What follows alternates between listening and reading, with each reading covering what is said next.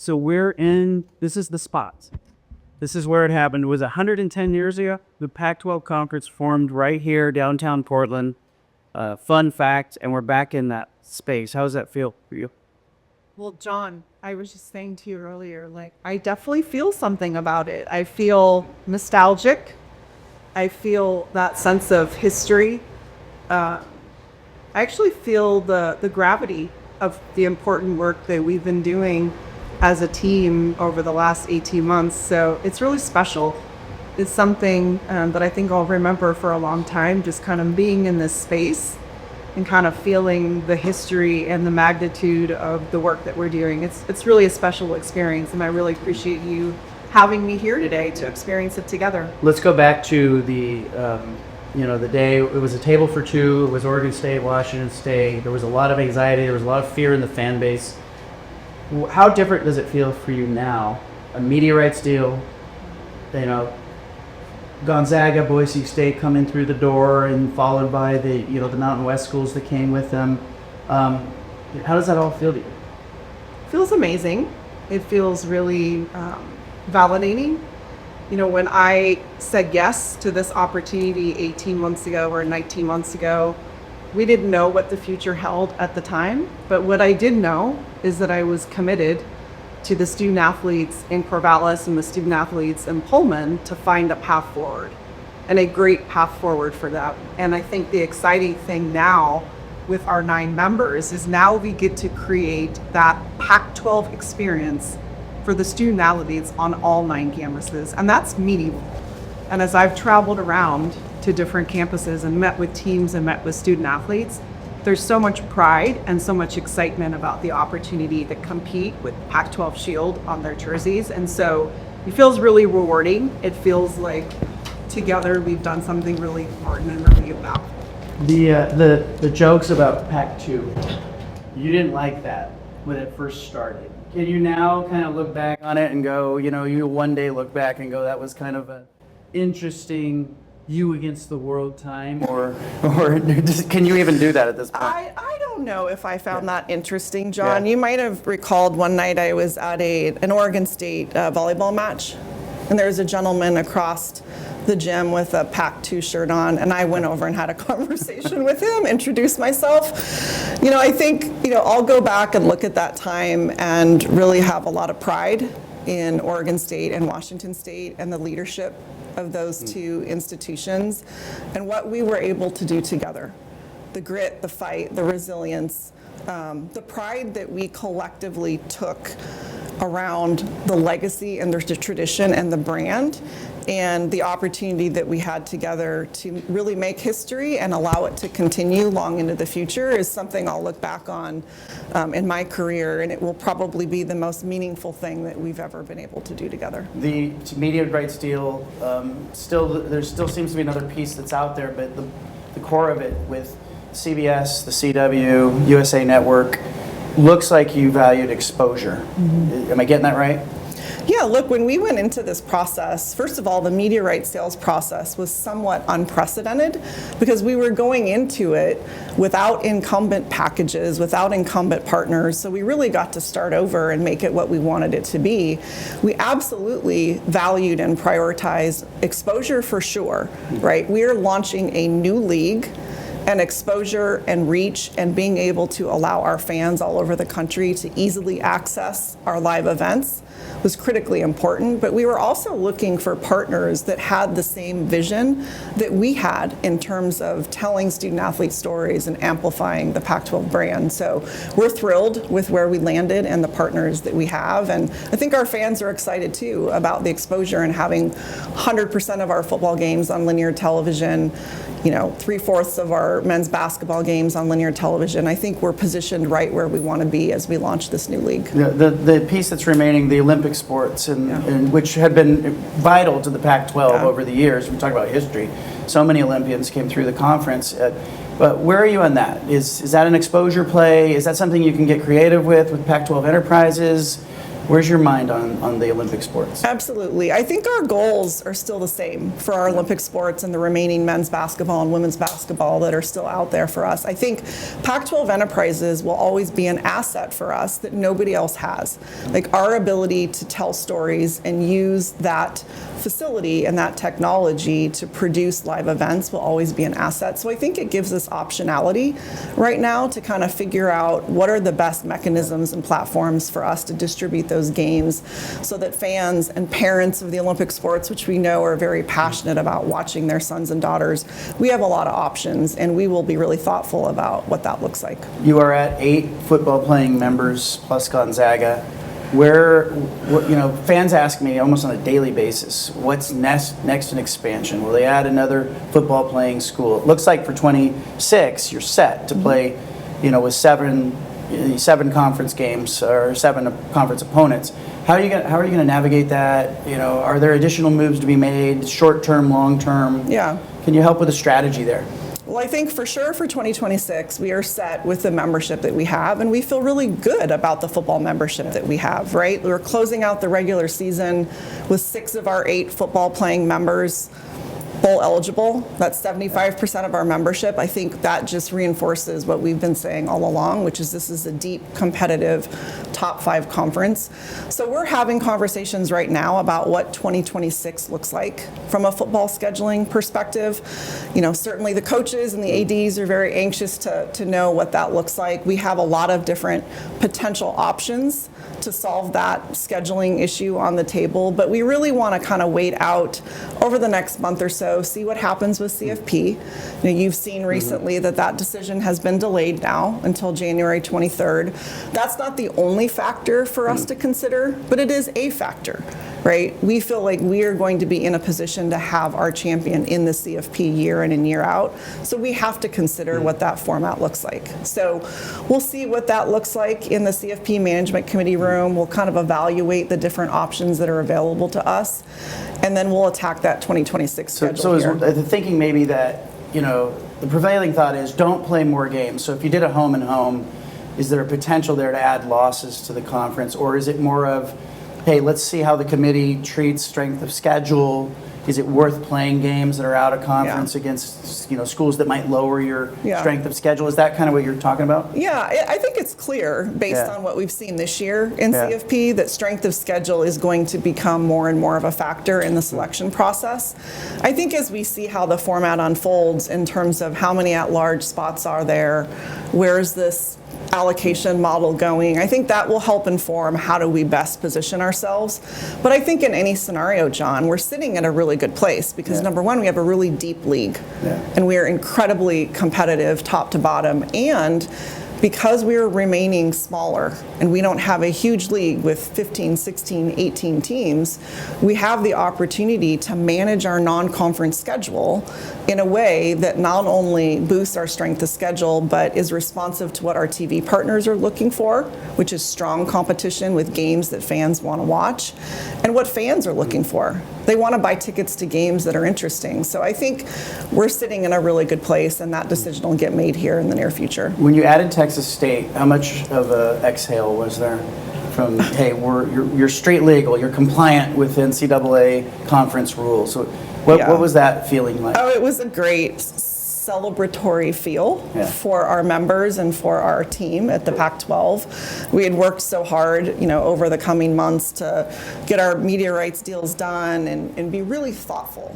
really thoughtful about who that last member was. And there was a lot of interest, but we exhaled for 2 reasons. Number one, we were official and we met the FBS standards.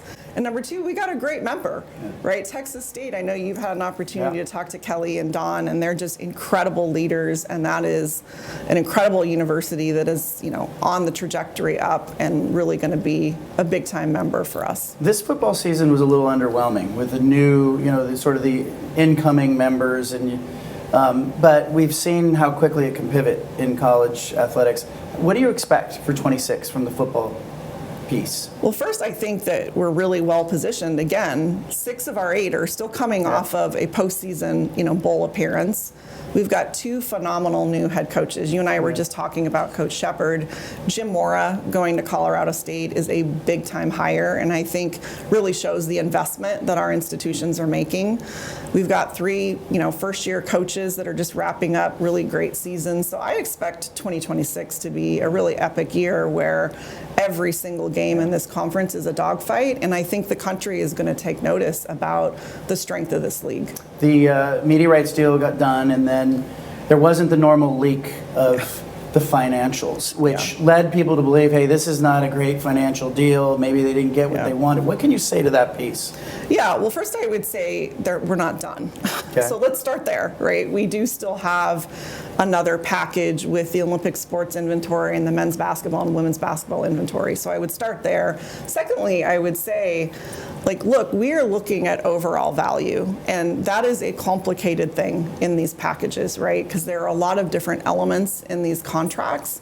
And oftentimes when there are leaks, either the leaks are not accurate or they're confusing, right? Because media rights is one component of our overall revenue streams that lead to membership distributions. So I feel really good about where we are and where we landed with our media rights. The basketball piece is exciting, and I think a lot of people are interested to see what this conference could do from a basketball perspective.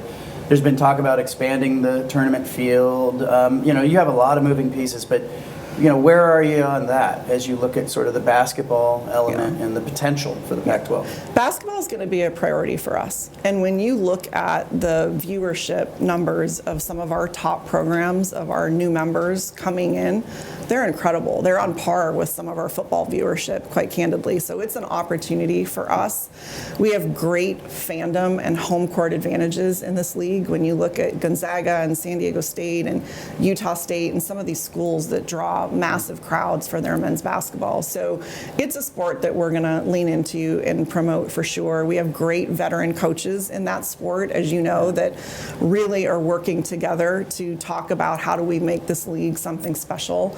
And then in terms of March Madness, I think the opportunity that's in front of us in terms of expansion of the NCAA tournament is an incredible opportunity. It's the most exciting postseason event in college athletics, right? It's the event that everybody tunes in for the entire month of March and watches. And so I think as long as the NCAA can figure out the operational piece of it for the first 4 and that first week, and as long as the economic value is there, I think it's something that I certainly hope is considered and will happen. The expansion, the next bite of expansion, so to speak, it looks like for 26, you guys are probably good. But what are you looking for in a new member potentially for 27 and beyond? Yeah, well, one of the things that I appreciate and love about our membership, John, is whether it's in our boardroom or our athletic director room, we are very much aligned on who we want to be, right? And we are okay staying small if there is not a candidate out there that helps advance what we're looking for. So first and foremost, it will always be about a member that truly supports and keeps student athletes at the center of everything that they do. Right? We are committed to that. Second of all, we are not going to water down our competitiveness with a new member just to get to a certain number or solve an operational problem. That's not what we're going to do, right? So we want competitive excellence. We want brand elevation. We want brands that are relevant, that want to continue to invest in growing their brands, and we want programs that are willing to invest. This is ultimately about these institutions. Like athletics is the mechanism for it, but this is about elevating brands of institutions. And so we're going to be very thoughtful about our criteria and our decision making as we think about how we grow moving forward. 5-year deal on the media rights front, 5-year grant of rights. We're sitting in a place where 110 years ago they dreamed up a conference. What do you see 5 years into the future for the Pac-12? Is it a conference that wants to exist and grow? Is it a stepping stone for the schools that wanted to be in a larger conference? Could you welcome back old members? What are the possibilities there?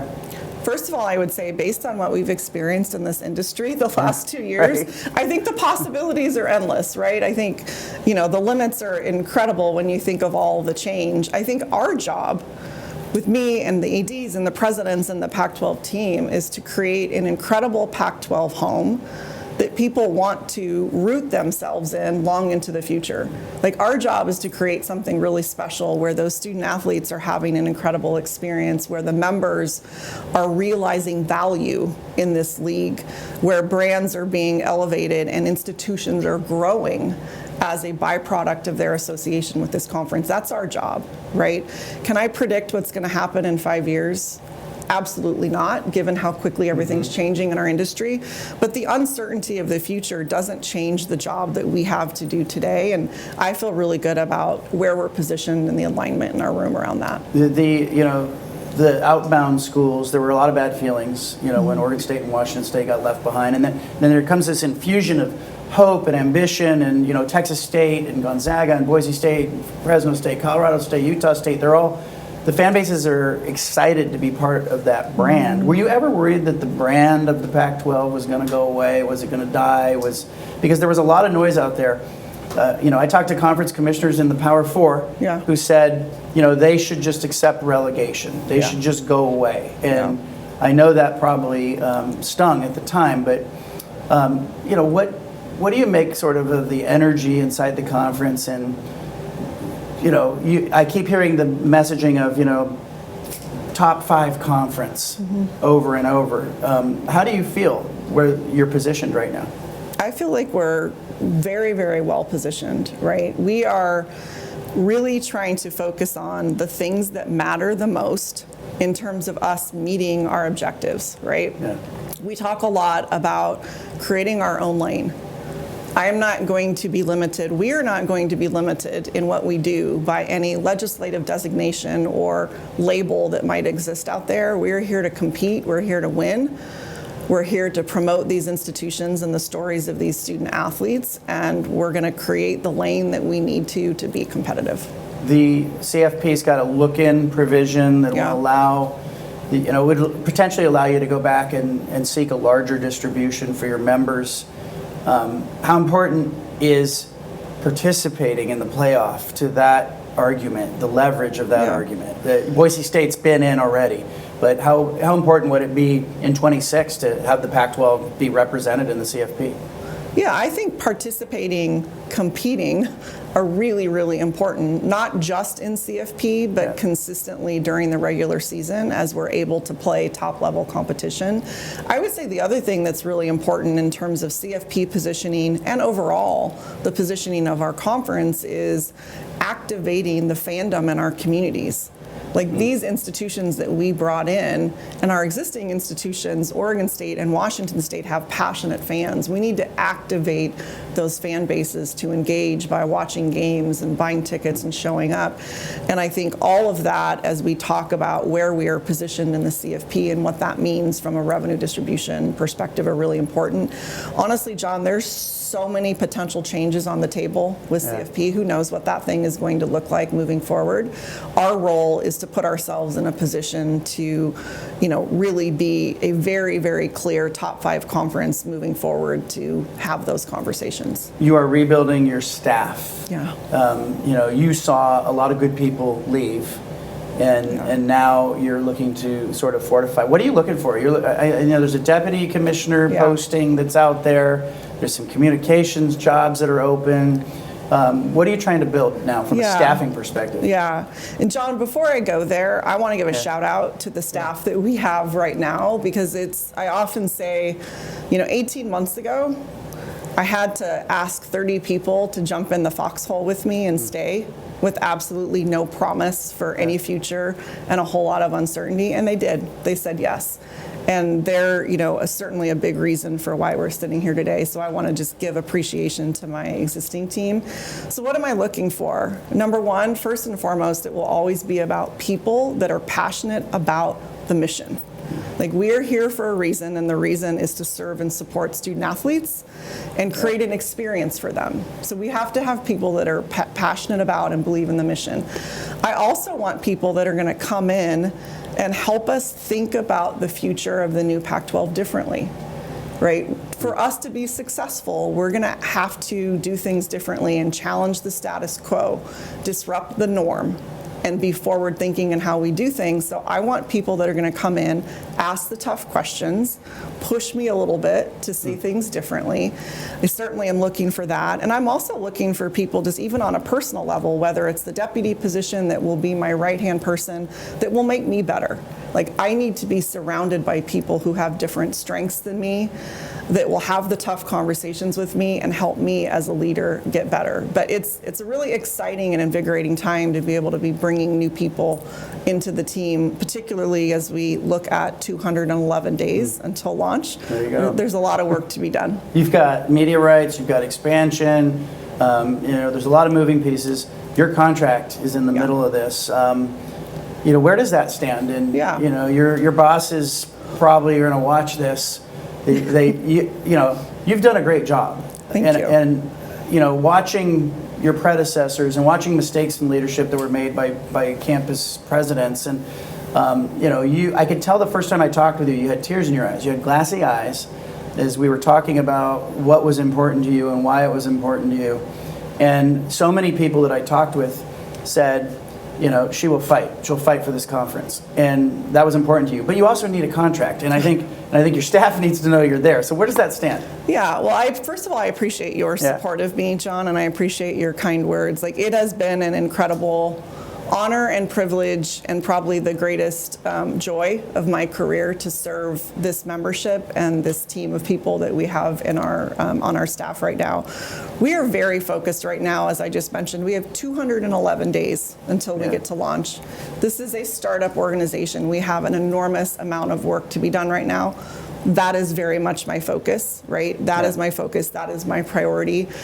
JATH is an incredible boss to work for. We have an incredible relationship. We're very aligned, and now is not the time for us to be diving into those contract conversations, but we'll certainly keep in touch on that. All right. The next step for you guys is obviously, getting fans are looking forward to 26, but there's a lot that needs to happen before then. When can we expect some decisions on scheduling? Yeah. You mentioned maybe a month out, or when could fans expect to see a football schedule for 26? Yeah, I certainly feel the importance of that, whether it's from coaches, athletic directors that want to go out and sell season tickets with all the excitement around our programs. So again, we're kind of monitoring what's happening with the CFP, evaluating some of the options on the table, talking to our media rights partners as well, because that's an important relationship for us too. But we certainly, as we get closer to having clarity around the CFP, expect to have a football scheduling announcement. TV, and I don't think I realized it maybe growing up, but TV has just taken this over, college athletics, especially football and men's basketball. Is it healthy to have TV, driving so much of the decision making in college athletics, or necessary? I guess you need money to operate, but look at what we've seen happen with expansion, and it's divided conferences that are 110 years old. What I would say, John, is it's healthy when you have the right partners who are aligned on your priorities and your values. And we are so fortunate. When I look at CBS, USA Sports, and the CW, one of the aspects of it that I am the most excited about is not only the exposure, but the quality of the partnership and how aligned we are on what we're trying to accomplish and the role that they play in that. And I've said from day one, this is not going to be a transactional partnership. It's going to be a transformational partnership. And I had those conversations with the highest level of leaders in those organizations, which is in part how we arrived at terms like knowing the start times and the dates of all of our football games before the season starts. That is critical for us in terms of what we're trying to accomplish with our fans and supporting our fans and getting them to engage. So I think, it can be challenging when TV drives a lot of these decisions if you don't have the right partners that are aligned with your values. And luckily, we're in a spot where that is the case. There was a thought early on that you needed the glow of ESPN and Fox as part of that media deal, and I had one of your university presidents say, you know, if ESPN cared about us, we wouldn't be in this predicament.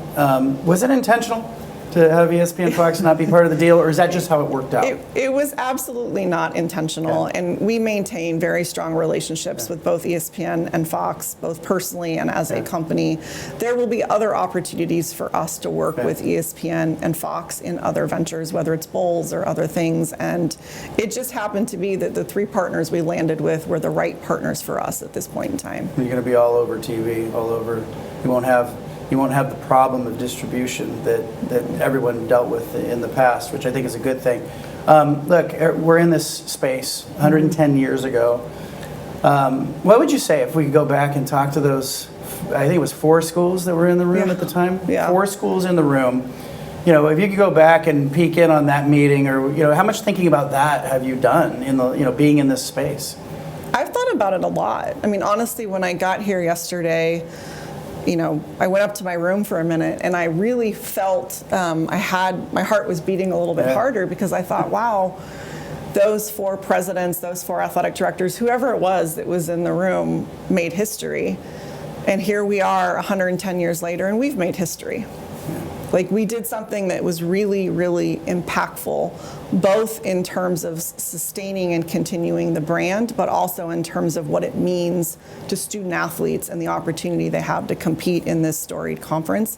So I feel a lot like being in this space. You know, I mentioned to you, I went to Huber's last night, the oldest restaurant in the city of Portland, and was looking at the pictures on the wall to see if maybe there was a photo of those 4 presidents. I couldn't find one, but it's really special to be here, and honestly, John, it's really special for me to have this experience with you, since you've been such a long time supporter, and you're certainly somebody that cares about this conference. Well, I grew up on it. I grew up watching, you know, I was a Bay Area kid who grew up watching Stanford and Cal, and it still doesn't feel right to me to see schools in other conferences, and I look up and I see the, you know, Stanford playing a game on the East Coast, and the athletes getting home at 3 o'clock in the morning, and I go, what are we doing here? You know, look, I guess down deep, part of my hope is that one day geography will win out. And you know, good on you and your presidents for fighting for something you cared about. It was really special when I was reading. This visit kind of motivated me to read about that day and that history. And, you know, had Oregon State College was what it was called, done in 1915. And I want to take this opportunity to give Oregon State a shout out. They were there at the beginning, 110 years ago in 1915, and they're there now, carrying that banner and making sure that this legacy and this brand continues. And that's something we should all just be incredibly proud of and excited for in terms of the future. Thanks for doing this. Appreciate you. I love it. I always appreciate it. We'll the do it again in opportunity another to be with 110 you. years. Let's right do here it. at the same spot. Let's do it. Thank you so much for your time.